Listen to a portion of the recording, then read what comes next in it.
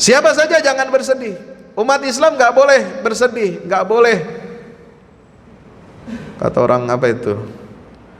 Kata orang Betawi, jangan pundungan. Sunda apa Betawi itu ya? Ya Sunda ya. Jangan pundungan. Jangan putus asa. Jangan. Islam ini akan tetap eksis, ada atau tidak ada kita. Islam ini akan tetap dimenangkan oleh Allah, ada kontribusi kita atau tidak ada kontribusi kita.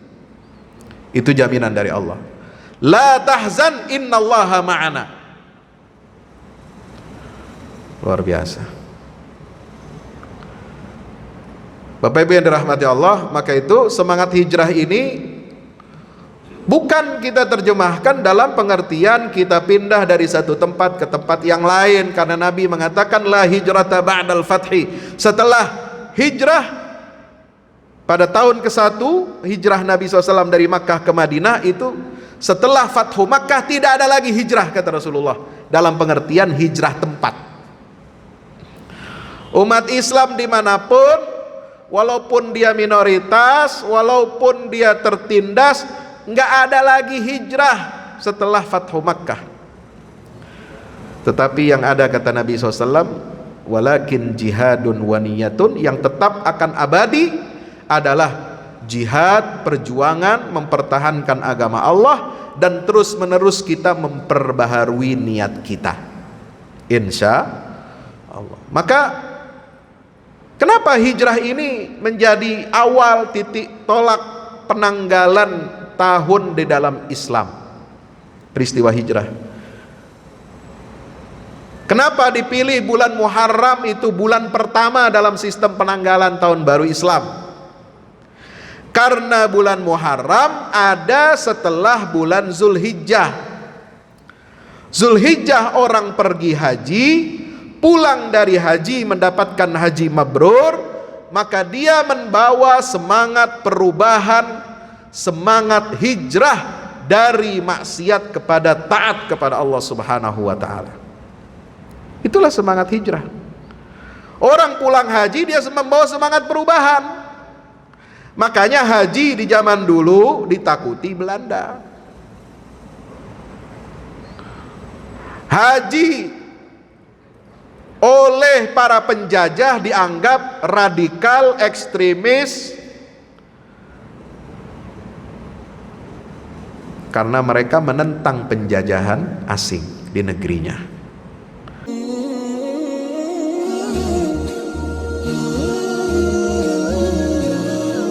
Bismillahirrahmanirrahim. Assalamualaikum warahmatullahi wabarakatuh.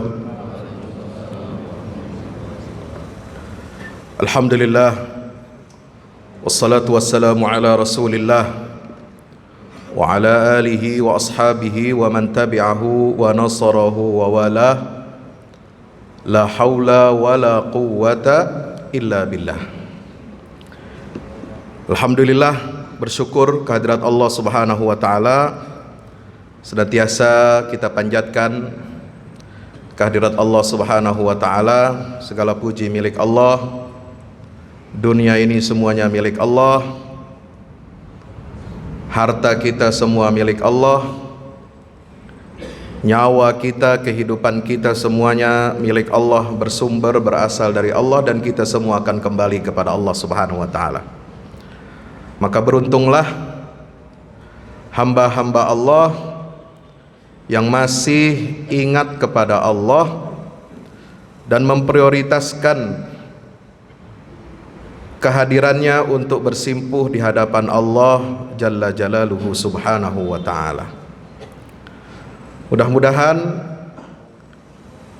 di bulan Muharram 1444 Hijriah ini kita senantiasa dapat memperbaiki kualitas ubudiyah kita kepada Allah.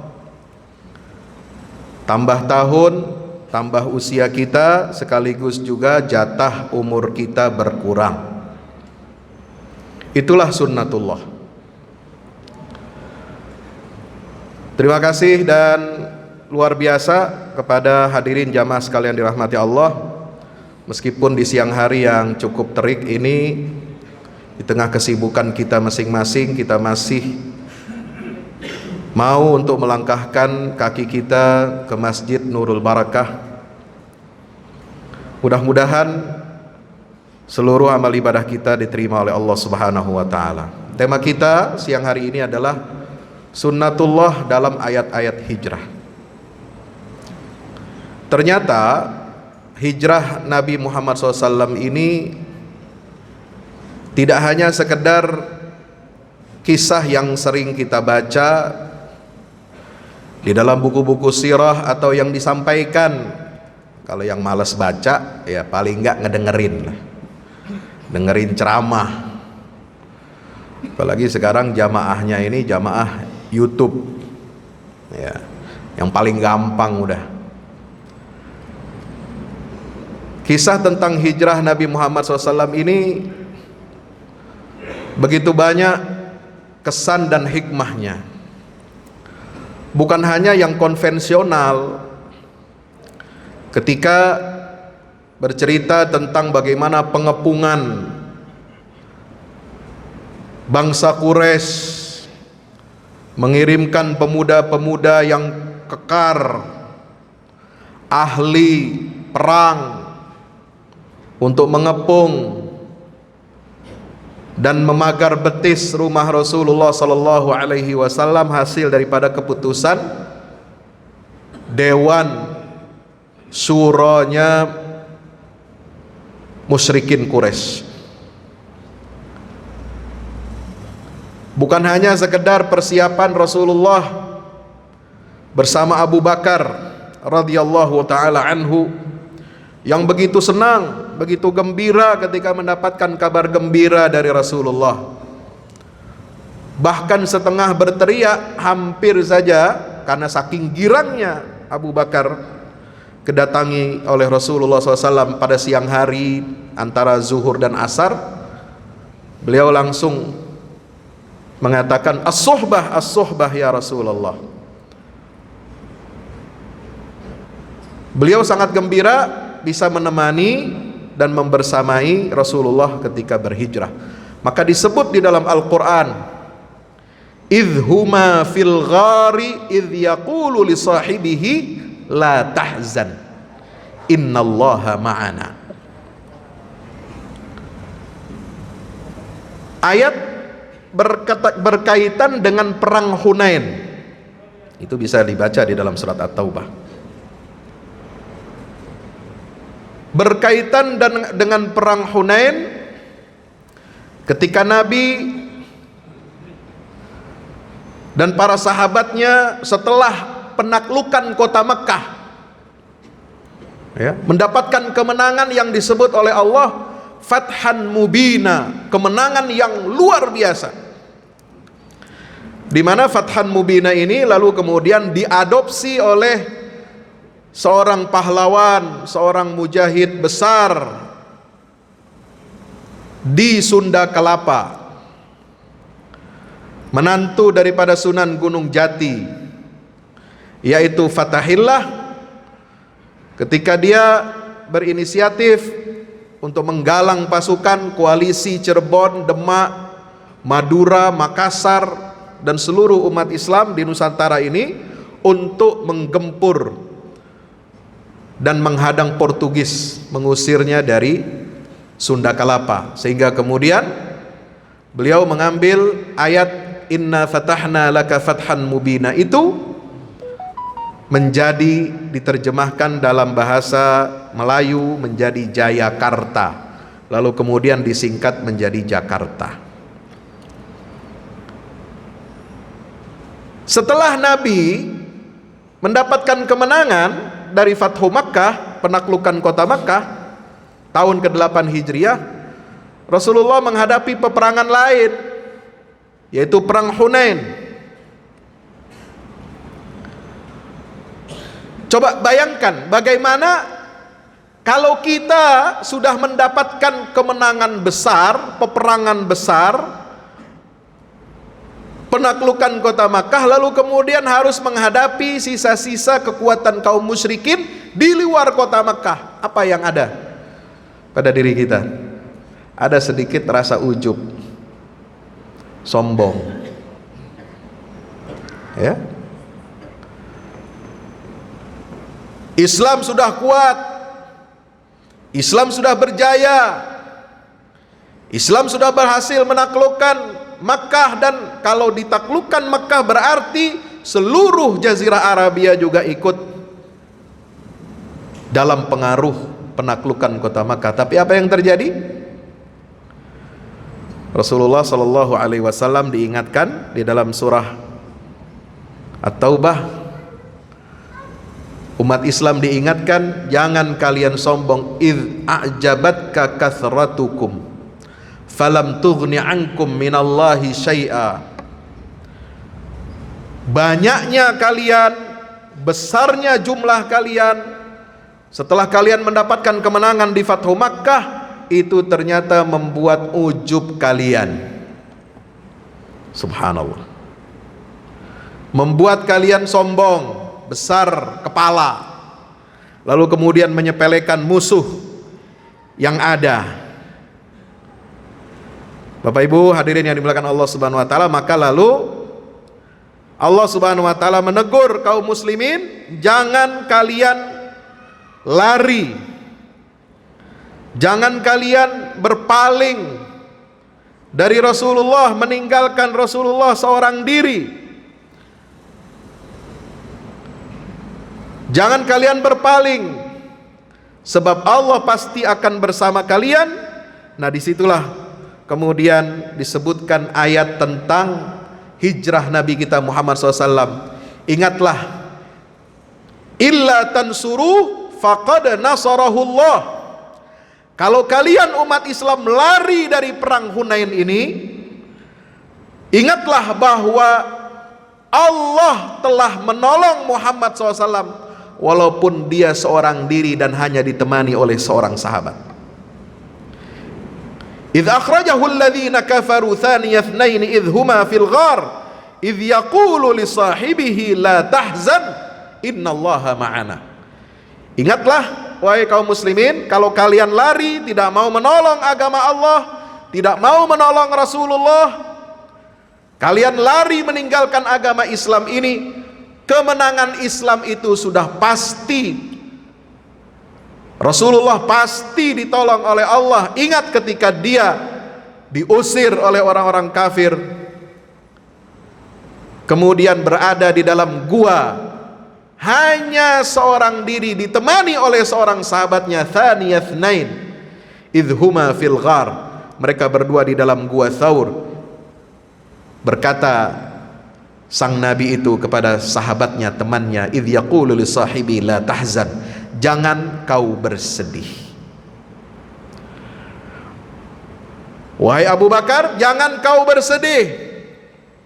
Innallaha ma'ana, karena sesungguhnya Allah pasti bersama kita. Ini ayat tentang hijrah luar biasa, Bapak Ibu rahmati Allah. Ini memberikan semangat, memberikan motivasi kepada kita bahwa kalau umat Islam ini dirundung masalah, dirundung musibah, dirundung kekalahan demi kekalahan, kita tidak boleh pesimis. Ini sunnatullah yang pertama. Jangan apa? Jangan pesimis. Islam boleh kalah di satu negeri, tapi Allah memberikan kemenangan bagi Islam ini di negeri yang lain.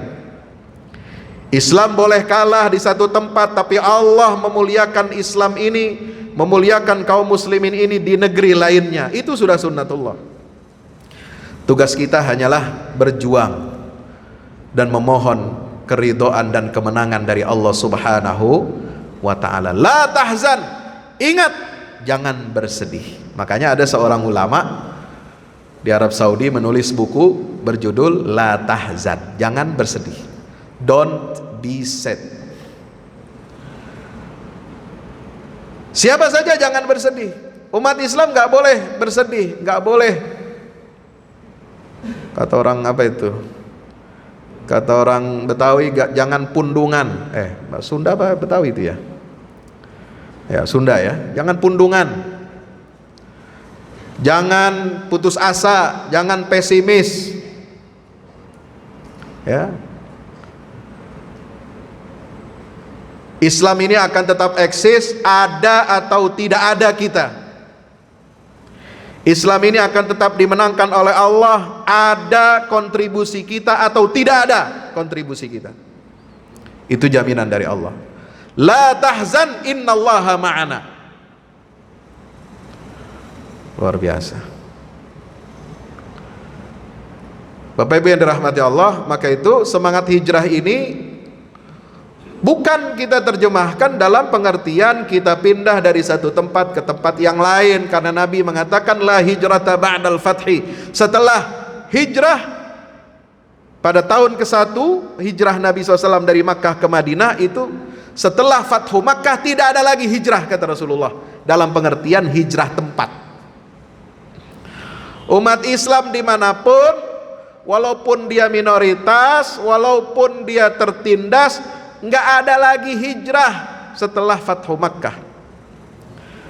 Tetapi yang ada, kata Nabi SAW, walakin jihadun wa niyatun, yang tetap akan abadi adalah jihad, perjuangan mempertahankan agama Allah, dan terus menerus kita memperbaharui niat kita, insya Allah. Maka kenapa hijrah ini menjadi awal titik tolak penanggalan tahun di dalam Islam? Peristiwa hijrah. Kenapa dipilih bulan Muharram itu bulan pertama dalam sistem penanggalan tahun baru Islam? Karena bulan Muharram ada setelah bulan Zulhijjah. Zulhijjah orang pergi haji, pulang dari haji mendapatkan haji mabrur, maka dia membawa semangat perubahan, semangat hijrah dari maksiat kepada taat kepada Allah Subhanahu wa taala. Itulah semangat hijrah. Orang pulang haji dia membawa semangat perubahan. Makanya haji di zaman dulu ditakuti Belanda. Haji oleh para penjajah dianggap radikal, ekstremis, karena mereka menentang penjajahan asing di negerinya. Coba lihat sejarah haji di Nusantara, ya. Ada ulama dari Makassar, Syekh Yusuf Al-Makassari. Dia menantu Sultan Alauddin, Sultan ke-15 Kerajaan Goa Talo. Seorang alim, seorang mufti. Setelah memimpin pertempuran di Makassar melawan penjajah Belanda di masa Sultan Hasanuddin, iparnya, anaknya Sultan Alauddin, dia diasingkan, dibuang, dan beliau pergi ke Banten. Tidak berhasil melawan penjajah di negeri kelahirannya, dia kemudian bergabung di Banten, kemudian diangkat menjadi mufti Kesultanan Banten di zaman Sultan Ageng Tirtayasa. Dia kobarkan lagi semangat jihad fisabilillah. Kalah Kesultanan Banten, digempur habis oleh Belanda. Beliau kemudian diasingkan lagi kemana? Ke Sri Lanka, Ceylon.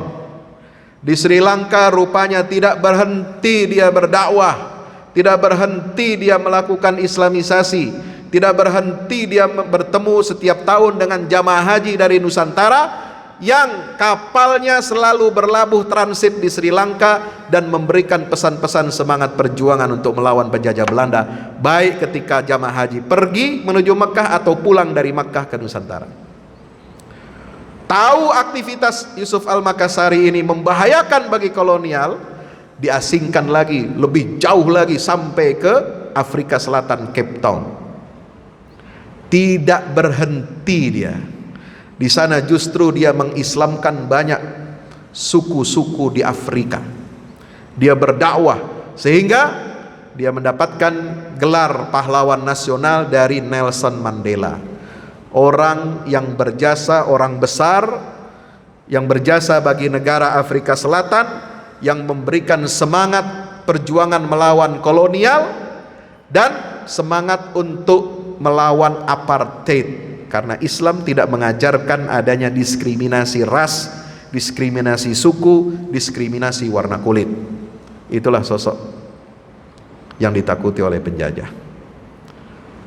Bapak Ibu yang dirahmati Allah, perang di Ponorogo itu pasukannya itu rata-rata haji, ulama, penghulu agama, guru-guru ngaji. Ini yang militan, sehingga 5 tahun Belanda menumpas perang Jawa yang dipimpin oleh Pangeran Diponegoro, Sultan Abdul Hamid Heru Cokro, ya, Sayyidin Panatagomo. Itu Belanda kehilangan dan harus merogoh kas jutaan gulden Belanda, sehingga pasukan-pasukan Belanda yang ada di luar-luar Pulau Jawa untuk menumpas perlawanan itu semua ditarik-tarik semua, termasuk yang di Sumatera, di Kalimantan, di Sulawesi, semua ditarik ke Pulau Jawa, fokus untuk menumpas perang di Ponorogo. Itu haji, Pak. Itu baru haji itu. Keren. Ya. Kalau haji sekarang cuma jalan-jalan. Haji sekarang wisata. Haji sekarang status sosial. Kurang ada perhatian kepada bagaimana nilai-nilai perjuangan itu ditegakkan. Nah, kita lihat rute hijrah Nabi itu tidak biasa. Ya, rute Nabi ini hijrah itu melewati jalan-jalan yang tidak biasa dilalui oleh masyarakat Mekah yang biasa mengirim kafilah dagang dari Mekah ke negeri Syam. Ini ada videonya, ya, cuma tidak bisa ditampilkan di sini. Kita lewati. Apa yang dipelajari oleh para sahabat untuk membentuk mental hijrah ini? Jadi sebelum hijrah fisik, para sahabat Nabi ini ditempa mentalnya untuk menjadi pemenang. Walaupun mereka kalah jumlah, kalah senjata, kecil minoritas di Mekah, tapi mereka sudah ditempa oleh Rasulullah, dididik oleh Rasulullah di Mekah itu selama 13 tahun untuk menjadi mental pemenang. Tidak ada kamusnya orang Islam punya mental kalah, itu nggak ada. Apa buktinya? Allah menurunkan surat Al-Kahfi, surat Yusuf, surat Quraisy, surat Bani Israel, surat Ar-Rum untuk menempa mental para sahabat Rasulullah SAW ini untuk siap-siap berhijrah dari Makkah ke Madinah dan membangun peradaban yang kuat di Madinah.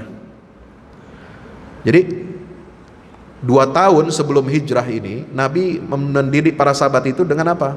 Dengan kisah Ashabul Kahfi, ya.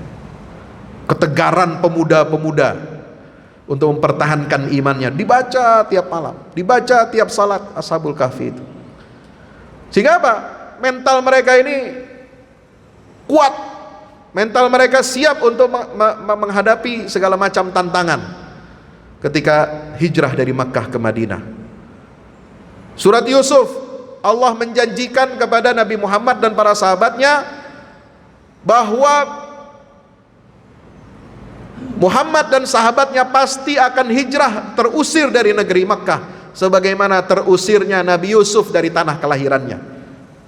Dan kemudian Nabi Yusuf setelah 40 tahun dia dalam pengasingan di negeri orang, dia akan mendapatkan kemenangan, kejayaan, dan akan dihormati oleh saudara-saudaranya. Itu kan kisahnya Nabi Yusuf.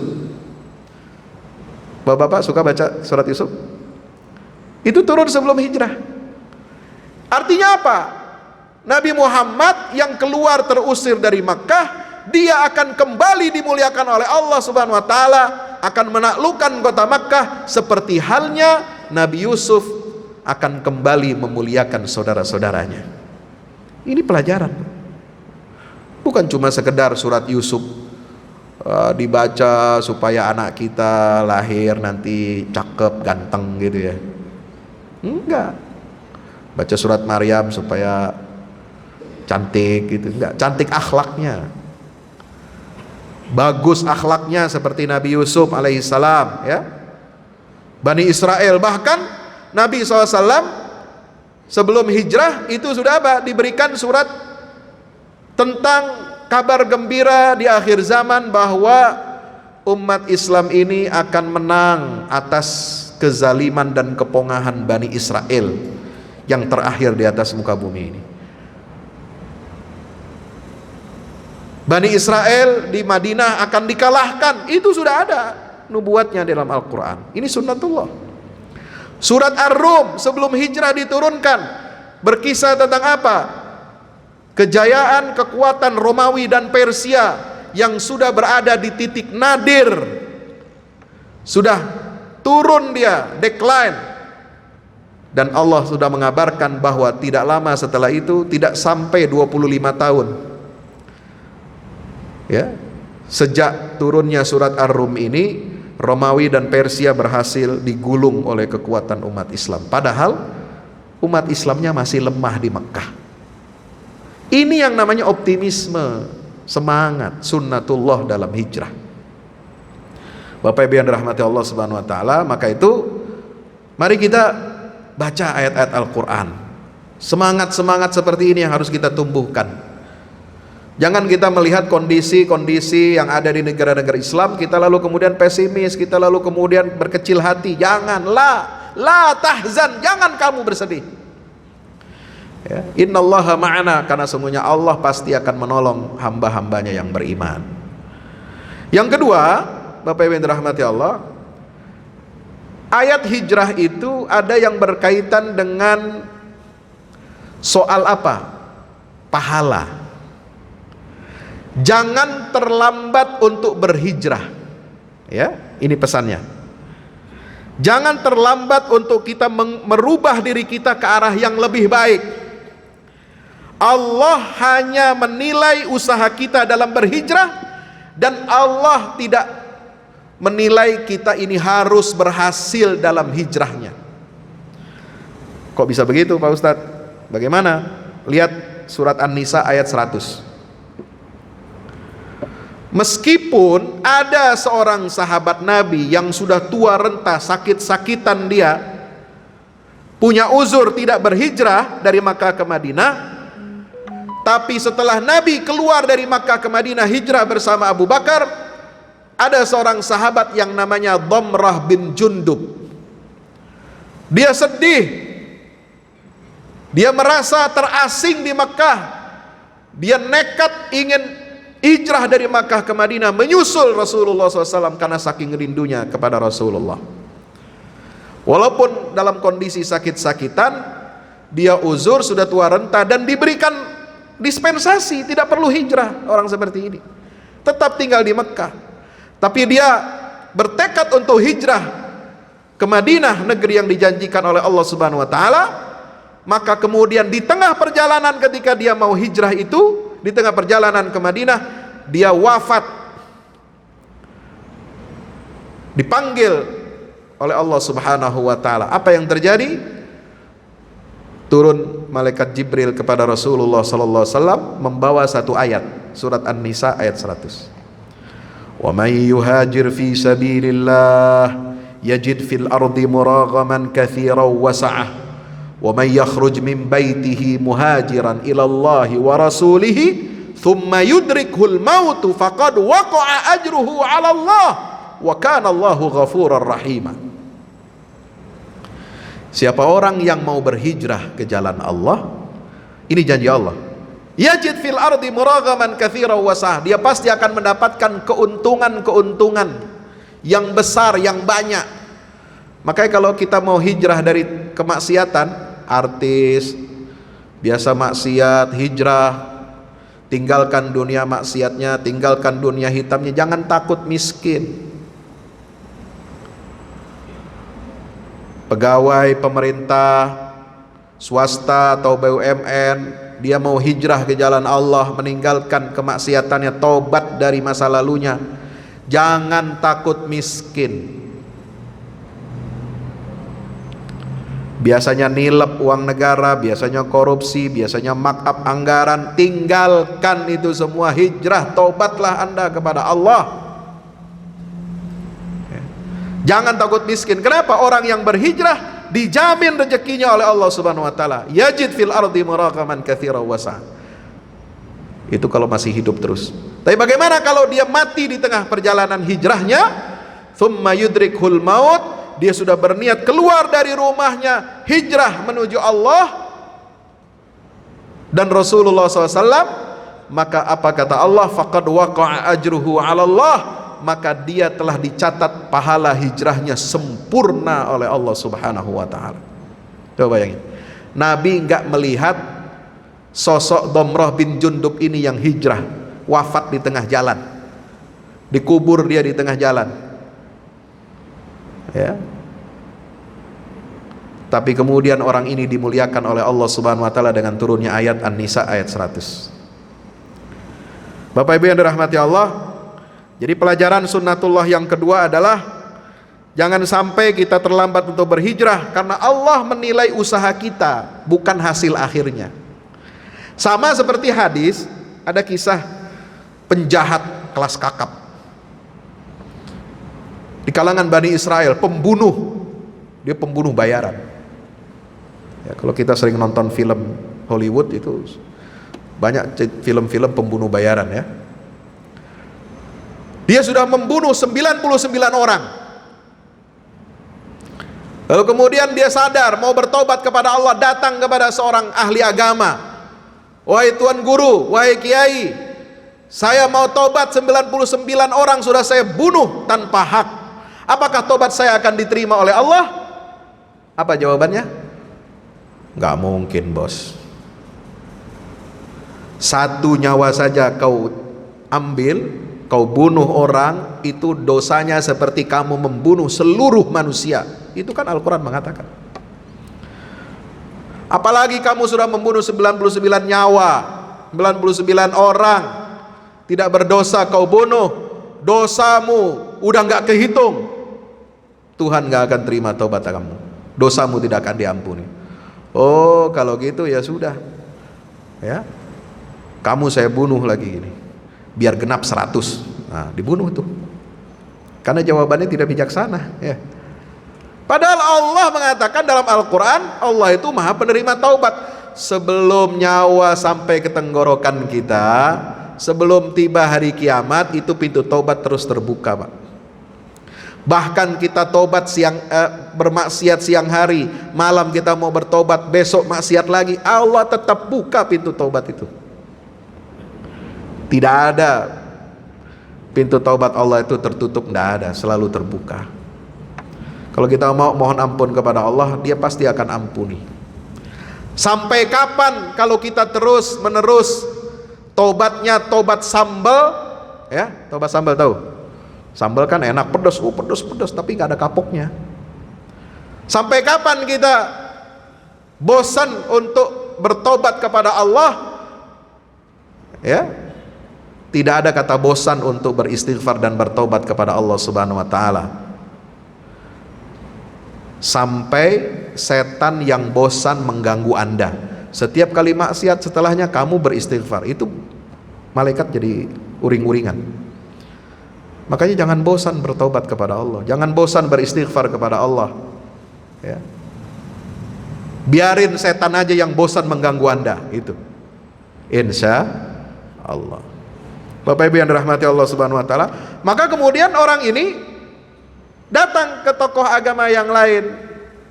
Pak Kiai, Pak Ustadz, saya sudah membunuh 99 orang, malah tambah lagi 1. Tadi saya tanya kepada orang ahli agama, dia bilang Allah tidak mau terima tobat saya, tidak akan ampuni dosa saya. Saya bunuh aja sekalian jadi 100. Saya mau tobat, bagaimana? Apakah Allah terima tobat saya? Terima. Apa syaratnya? Ada syaratnya. Kamu harus keluar dari kampung kamu, karena kamu begitu itu karena terpengaruh salah satunya oleh lingkungan yang buruk, lingkungan yang jahat. Kamu harus hijrah dari kampung kamu itu ke tempat kampung yang di sana banyak orang salehnya, sehingga kamu bisa mulazamah, bisa istiqomah di jalan Allah. Maka dia bertekad untuk keluar dari kampung halaman. Ini cerita tentang Bani Israel ya. Kalau tadi dikatakan tidak ada lagi hijrah setelah Fathu Makkah, tidak berlaku hadis ini untuk orang ini. Kenapa? Karena dia hidup sebelum Rasulullah hidup. Maka keluarlah dia dari kampung halamannya, ingin hijrah ke kampung sebelah, yang mana di situ banyak orang-orang saleh, ahli-ahli ibadah, sehingga dia bisa istiqomah bertobat kepada Allah Subhanahu wa taala. Keluar dia dari situ, di tengah jalan mati. Apa kata Rasulullah? 2 malaikat pencatat surga dan neraka turun, rebutan mau dibawa kemana orang ini ya. Ini mau dievakuasi kemana ini ya? Mau dievakuasi ke neraka atau ke surga ini? Rebutan Pak malaikat. Ini Nabi yang menyampaikan, bukan saya. Berdebat di situ 2 malaikat ini. Enggak, ini hak saya, dia berhak masuk neraka. Kenapa? Karena dia belum sampai ke tempat hijrahnya. Satu lagi yang mau bawa ke surga, enggak, ini hak saya, jangan kau bawa ke neraka. Karena dia sudah bertekad mau hijrah, ini sudah haknya dia masuk surga. Maka Allah kirimkan seorang malaikat lagi untuk mengadili dan memberikan putusan dari Allah. Apa akhirnya? Kesimpulannya, ukur jaraknya. Lebih dekat kemana dia? Jarak antara dia keluar dari kampung halamannya yang di situ banyak ahli maksiat, dengan kampung yang di mana tujuannya itu adalah banyak ahli ibadah, ahli taat kepada Allah. Maka alhamdulillah, karunia Allah, dia sejengkal lebih dekat kepada kampung yang akan dituju untuk dia hijrah ke jalan Allah Subhanahu wa taala. Maka diputuskan dia masuk ke dalam surganya Allah. Alhamdulillah. Bapak Ibu yang dirahmati Allah Subhanahu wa taala, maka itulah sunnatullah yang kedua. Dan yang ketiga, dalam ayat-ayat Al-Quran selalu kita diajarkan untuk senantiasa optimis melihat masa depan. Rasulullah kenapa hijrah? Karena optimis beliau melihat masa depan ya. Tidak ada kata pesimis. Bahkan Nabi SAW setelah Fathu Makkah ditanya oleh para sahabatnya, ya Rasulullah, kota mana lagi yang akan ditaklukkan oleh kita umat Islam setelah Fathu Makkah ini? Coba bayangkan ya, para sahabat ini selalu menatap masa depan, itu luar biasa. Kota apa lagi yang akan kita taklukkan oleh umat Islam ini? Ayyul madinataini tuftahu awwalan ya Rasulullah? Apakah Konstantinopel atau Roma? Coba bayangkan ya. Ini Madinah, negara kecil, kira-kira sekarang kayak apa? Timur-timur lah ya. Negara kecil Pak, seuprit. Singapura kecil tapi kuat dia ya, banyak fulusnya ya, tempat koruptor di situ banyak bersarang ya. Katakanlah yang miskin kita pilih, ini timur-timur, miskin kecil lagi. Mohon maaf ya, bukan menjelek-jelekan, tapi ini mengibaratkan ini. Madinah itu seperti itulah kira-kira takarannya untuk ukuran dunia pada saat itu. Sahabat ini sudah bertanya pada Rasulullah, mau nantang Romawi atau Roma atau Konstantinopel yang akan kita taklukkan ya Rasulullah. Jadi mainnya udah jauh sahabat ini. Lalu apa kata Rasulullah SAW? Madinatu Hirakla tuftahu awwalan. Kota Heraklius, kaisar Romawi Timur yang berkuasa di zaman Rasulullah hidup, itu yang akan kalian taklukkan lebih dahulu. Baru setelah itu Rumiyah, Roma. Ya. Jadi makanya Sultan Muhammad II yang menaklukkan Konstantinopel dari Turki itu, setelah dia menaklukkan Konstantinopel terinspirasi hadis Rasulullah ini, tahun 1453 dia berusaha keras Sebelum akhir hayatnya dia menghimpun pasukan besar untuk menaklukkan Roma.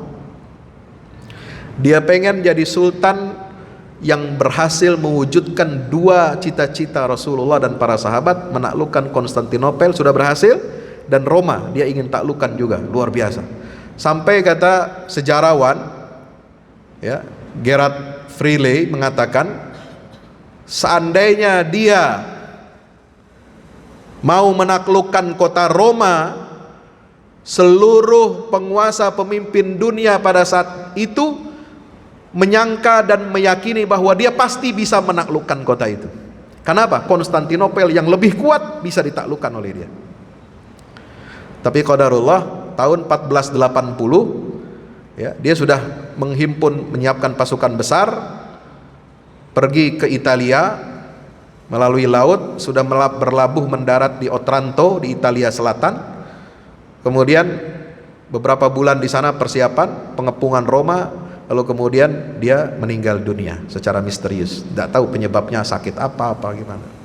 Itu beliau wafat tahun 1481. Tapi dia sudah berusaha. Coba bayangkan, orang Islam nggak kebayang kan ya, kerajaan Kesultanan Islam Demak saja baru berdiri 1470 berapa? 1476 atau berapa itu ya. Ini sultan ini sudah menaklukkan Konstantinopel dan dia sudah siap-siap untuk menaklukkan Roma.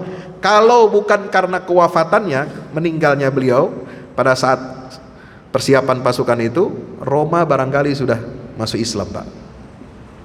Beda cerita sejarah dunia saat ini. Bapak Ibu yang dirahmati Allah Subhanahu wa taala, maka itu kita harus tetap optimis. Dan bagaimana optimisnya para ulama dulu begini. Saya terakhir ya cerita.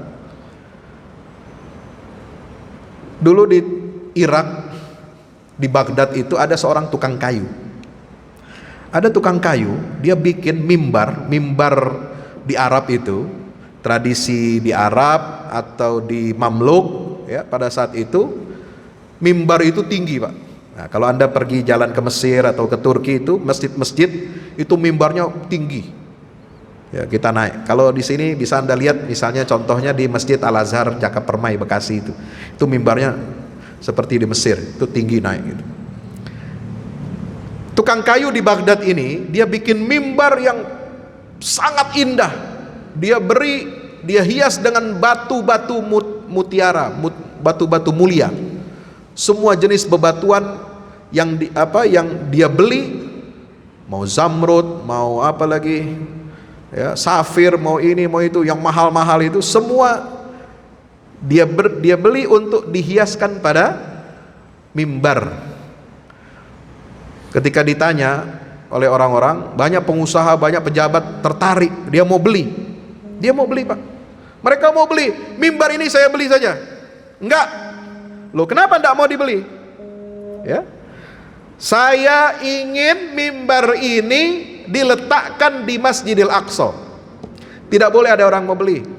Enggak, 1 miliar enggak, kecil 1 miliar. 2 miliar, 10 miliar kecil, enggak, saya enggak mau jual. Saya mau mimbar ini diletakkan di Masjidil Aqsa.